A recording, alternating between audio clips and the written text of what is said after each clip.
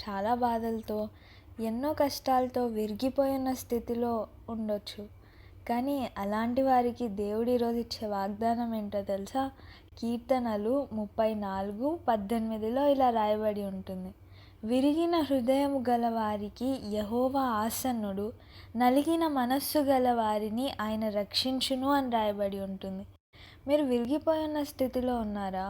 నలిగిపోతూ నా బాధ ఎవరికి చెప్పుకోవాలి? నన్ను ఎవరు వింటారు అసలు అన్న స్థితిలో మీరుంటే మీరు అస్సలు భయపడకండి. ఎందుకంటే దేవుడు అనుక్షణం మీ పక్కనే ఉన్నారు. మీరు ఏడుస్తుంటే మీరు ఏడ్చే ప్రతి కన్నీటిని ఆయన చూస్తూ ఉన్నాడు. దాన్ని ఆయన తుడుస్తూ ఉన్నాడు. మీ కన్నీటిని ఆయన బుడ్డిలో దాచిపెట్టుకొని ప్రతి కన్నీటికి సమాధానాన్ని దేవుడిస్తాడు. మీరు అనుకుంటూ ఉండొచ్చు, నేను ఒంటరిగా ఏడుస్తున్నాను, నా పక్కన ఎవరూ లేరు అని.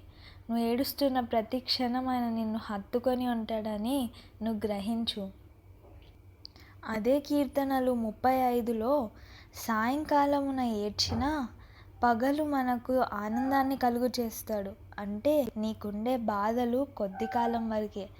దాని తర్వాత నీకు కలిగే శాశ్వతమైన ఆనందం నువ్వే చూస్తావు. మీ జీవితంలో దేవుడు శ్రమను అనుమతించాడు అంటే, మీ జీవితంలో ఆ బాధను అనుమతించాడు అని అంటే, దాని వెనకాల దేవుడి ఉద్దేశం అంతే గొప్పదిగా ఉంటుంది. దేవుని ఉద్దేశం కొరకు ఎదురు చూడండి.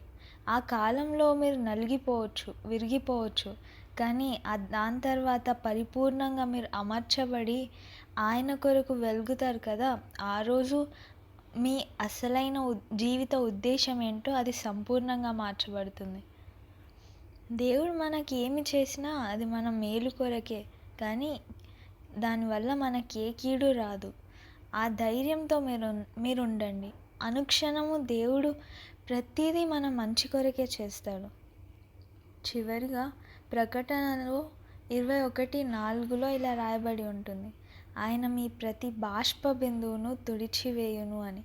మీకుండే ప్రతి కన్నీటిని ఆయన తుడిచివేసి మీరెంతైతే ఏడ్చారో అంతే ఆనందాన్ని మీకు కలుగజేయబోతున్నారు. మీరు గుర్తుపెట్టుకోండి, మీ బాధల్లో మీ పక్కన ఎవరూ లేరని అనిపిస్తుంటే అప్పుడు దేవుడు మీ పక్కనే ఉన్నాడని గ్రహించండి. ఆయనని ఒక్కసారి అర్థం చేసుకోవడానికి ప్రయత్నించండి. అప్పుడు మన బాధలన్నీ ఆయనతో చెప్పుకున్నామనుకో, ఆయన మనకి శాశ్వతమైన సమాధానాన్ని కలుగు చేస్తాడు.